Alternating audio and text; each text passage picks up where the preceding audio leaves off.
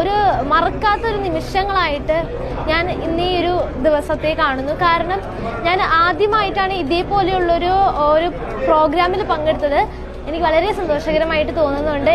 നമ്മുടെ ജനങ്ങളുടെ ഒരു ഉചിതമായ ഒരു പ്രോഗ്രാം തന്നെയായിട്ട് ഞാൻ ഇതിനെ കാണുന്നു. സംരംഭകർക്ക് വളരെയധികം ധൈര്യം തരുന്ന ഒരു കാര്യമാണ്.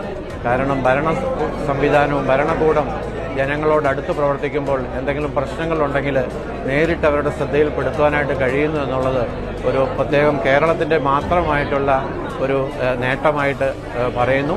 മുഖ്യമന്ത്രിനെയും മറ്റു മന്ത്രിമാരൊക്കെ നേരിട്ട് നമുക്ക് സംസാരിക്കാനൊക്കെ പറ്റി. അതേപോലെ തന്നെ എൻ്റെ അപേക്ഷകളൊക്കെ നേരിട്ട് നമുക്ക് കൊടുക്കാനൊക്കെ പറ്റി. പല വിഭാഗങ്ങളിൽപ്പെട്ട ആളുകൾ അവരുടെ പ്രശ്നങ്ങൾ, പൊതുവായ പ്രശ്നങ്ങളും സ്വകാര്യമായ പ്രശ്നങ്ങളും ഉന്നയിക്കുകയും അവയ്ക്ക് അപ്പോൾ തന്നെ മുഖ്യമന്ത്രി പലപ്പോഴും വളരെയധികം തൃപ്തികരമായ മറുപടികൾ നൽകുകയും ചെയ്യുന്നതിന് ഞാൻ സാക്ഷിയായി.